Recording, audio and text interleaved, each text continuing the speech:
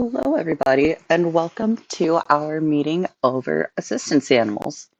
Today, we're going to be going over the various types of assistance animals that exist in the US and how they relate to us at the convention. So, first, to cover the three main types of assistance animals in the US, we have ESAs or emotional support animals, therapy dogs, and service animals. To start off with, emotional support animals. These are any animal it does not have a restriction to a specific species that assists a disabled handler by providing companionship or emotional support. The rights that they are afforded is that they are allowed to be in non-pet friendly housing. They do not have public access rights. What this means is that if you live in an apartment or otherwise rent somewhere that does not allow pets, you are able to have your emotional support animal so long as you have supporting paperwork from your doctor stating that they are an effective treatment method for your disabilities. However, you could not bring them into somewhere like a grocery store or another public space that does not allow pets.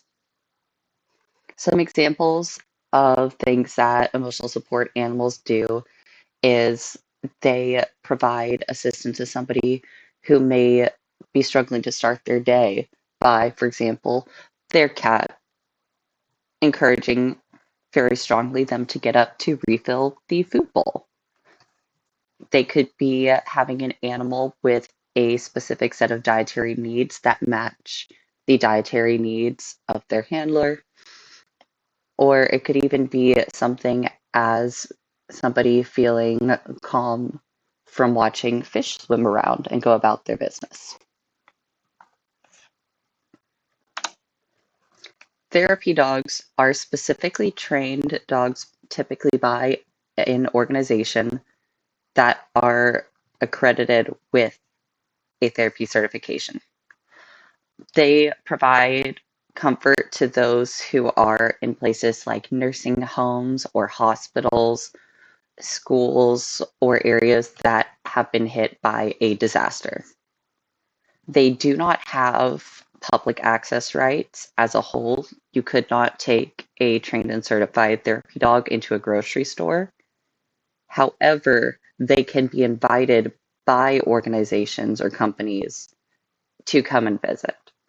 So a hospital could invite a therapy dog handler to bring their therapy dog to visit patients who are admitted for long-term care, or could go to a school that's been affected by a disaster to bring comfort to the children.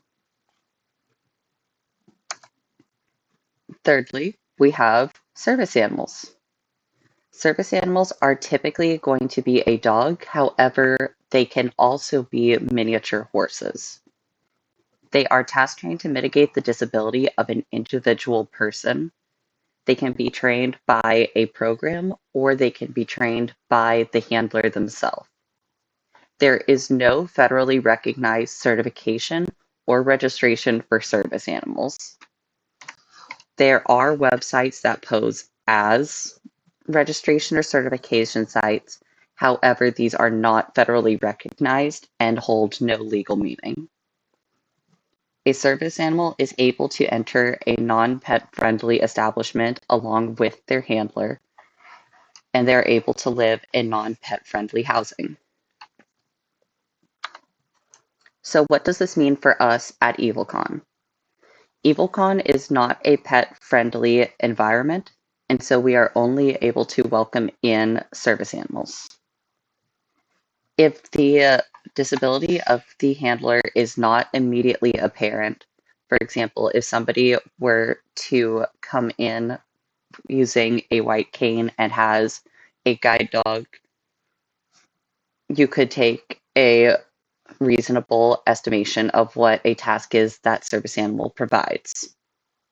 If it's not immediately visible, you may ask two questions. The first one is this a service animal task trained to mitigate your disability? The second question is, what is a task that this service or that this animal has been trained to perform in order to mitigate your disability. An important note is that this is not asking what the handler's disability is. The answers could be something as open as medical alert and response, responding to elevated heart rate, retrieving dropped items, opening or closing doors, guide work, or clearing a room of unexpected visitors. None of these tasks descriptions give what the disability is. It merely describes the task that is performed.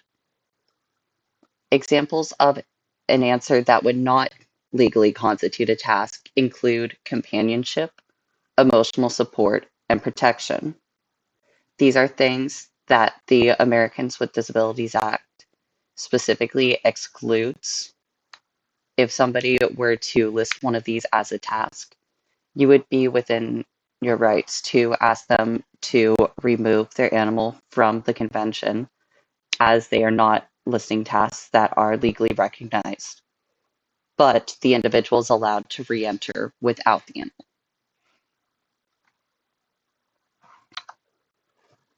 What should you do in the case of you see something sketchy going on? If you see a service animal that is acting aggressively, that is urinating or defecating indoors, or is in general out of the handler's control, you are allowed to ask the handler to regain control of their service animal, or if they are not able to, you are allowed to ask them to leave the establishment. Even if they are a service animal, if the service animal is not able to be kept under control of the handler, they still may be asked to leave. Another important note is that service animals are not legally required to wear any kind of specific gear. So even if the animal is not wearing a vest or a harness, that does not mean that it is not a service animal. If somebody says that they have a certificate or ID that provides proof of their animal being a service animal, you can simply let them know that there is no ADA-supported service animal registration or certification. These are a scam that is unfortunately used often to get money from somebody who doesn't know better or isn't fully educated on their rights and on the laws. Provided is an example of a registered service Nutella.